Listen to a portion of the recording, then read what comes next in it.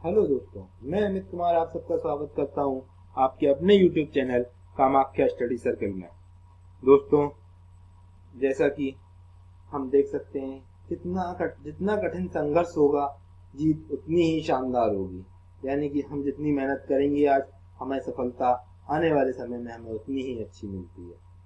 दोस्तों, हम अपनी सीरीज में छोटी मगर बड़े काम की बातों में हम पढ़ रहे थे पर्यावरण के सम्मेलन। उसी में हमने पिछली बार बात की थी पृथ्वी सम्मेलन 1992 की। तो दोस्तों, आज हम उसी के आगे की कड़ी अगला सम्मेलन लेकर आए हैं आपके लिए, क्योटो सम्मेलन 1997 और हम प्रोटोकॉल।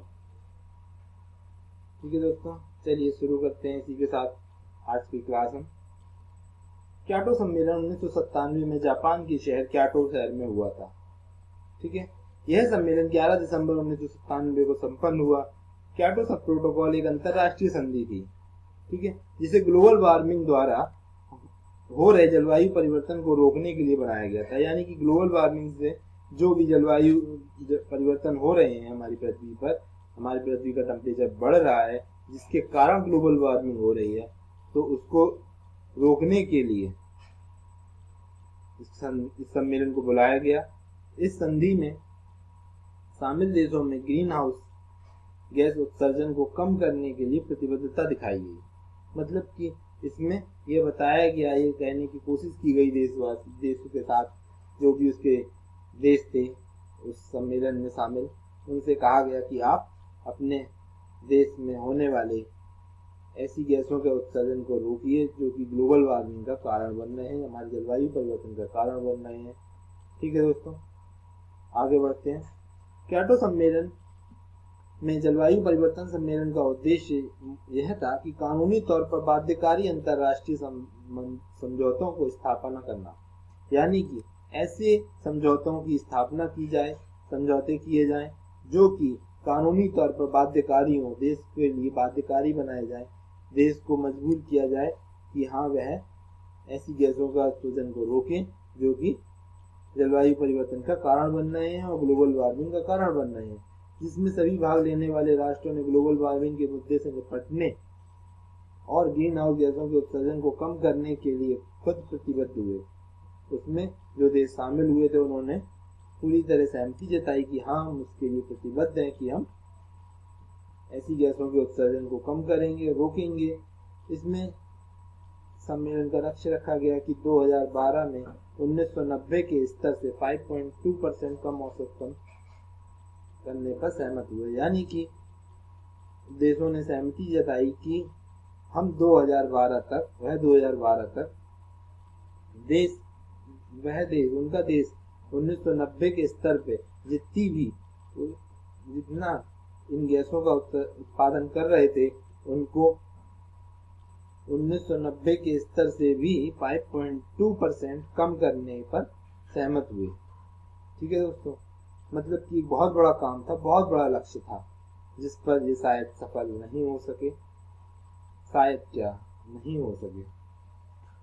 तो दोस्तों, आगे की चर्चा इस प्रकार थी कि वैश्विक स्तर पर इसे वर्ष 2005 में अपनाया गया। यानी कि कुछ देशों ने इस पर सहमति नहीं जताई, सहमति जताने में समय लगाया और इसको लागू होने में करीब 2005 आ गया 1997 से, जब रूस ने इस पर अंतिम रूप से हस्ताक्षर किए। यानी कि क्योटो प्रोटोकॉल पर अंतिम रूप से हस्ताक्षर करने वाला देश कौन सा था? रूस था। वर्तमान में इसमें 174 देश शामिल है। वर्ष 2012 में कनाडा इससे अलग हो गया और इस प्रकार उन्होंने अपनी संधि को तोड़ दिया।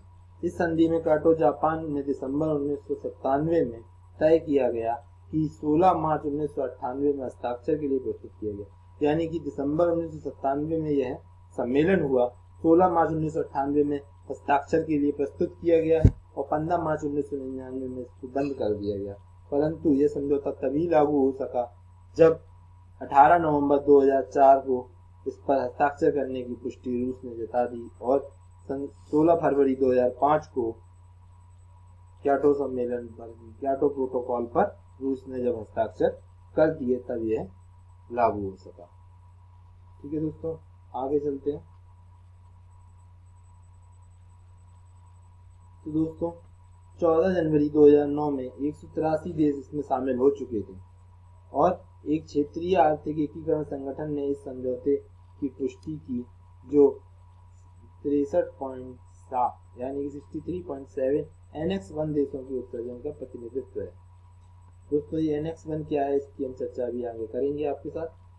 तो इसमें क्या हुआ, 183 देश थे और एक क्षेत्रीय एकीकरण संगठन था जिसने एनेक्स 1 के देशों को उत्सर्जन वाले को प्रतिनिधित्व करते हुए 63.7 इनका उत्सर्जन के रूप में प्रतिनिधित्व कर रहे थे।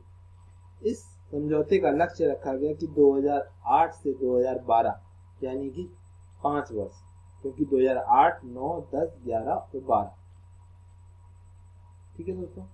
तो 2012 के बीच 5 सालों का औसत जोड़ कर 6 ग्रीन हाउस गैसों को सम्मिलित निर्गमन को घटाना है, यानी कि 6 गैसें उन्होंने ढूंढी गई जिनके उत्पादन को कम करना था। इनका लक्ष्य कि इनके उत्पादन को कम किया जाए जिससे कि जलवायु परिवर्तन को रोका जा सके और ग्लोबल वार्मिंग को भी स्थिर किया जा सके। लेकिन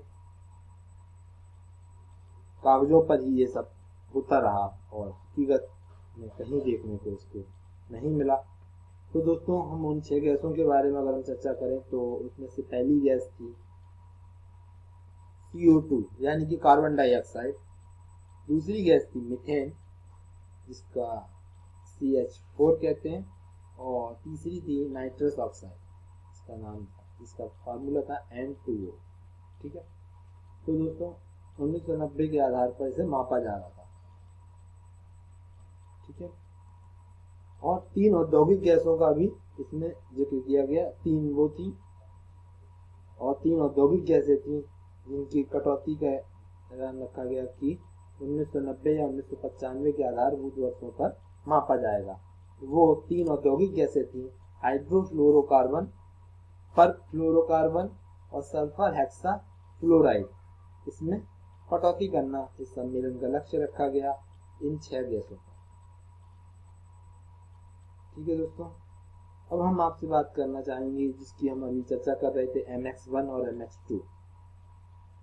तो दोस्तों MX1 और MX2 के लिए आपको ये देखना होगा कि विश्व के देशों को, इस सम्मेलन में विश्व के देशों को 2 भागों में बांटा गया।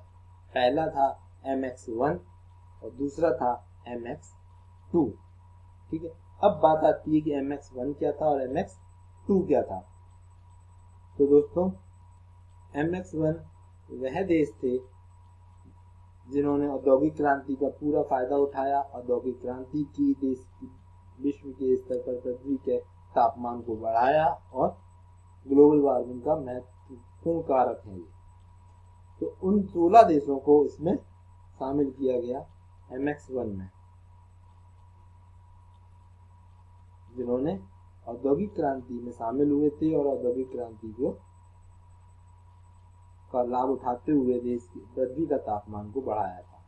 और औद्योगिक क्रांति की थी तो कार्बन डाइऑक्साइड का भी उत्सर्जन किया होगा और भी अन्य गैसों का उत्सर्जन किया गया होगा। इसलिए इनसे कहा गया कि आप, इन 16 देशों ने वादा किया कि वह ग्रीन हाउस गैसों के उत्पादन में इतनी कमी करेंगे जितनी कि उनके देश के 1990 में उत्पादन क्षमता थी, ठीक है। ये वादा ही रहा।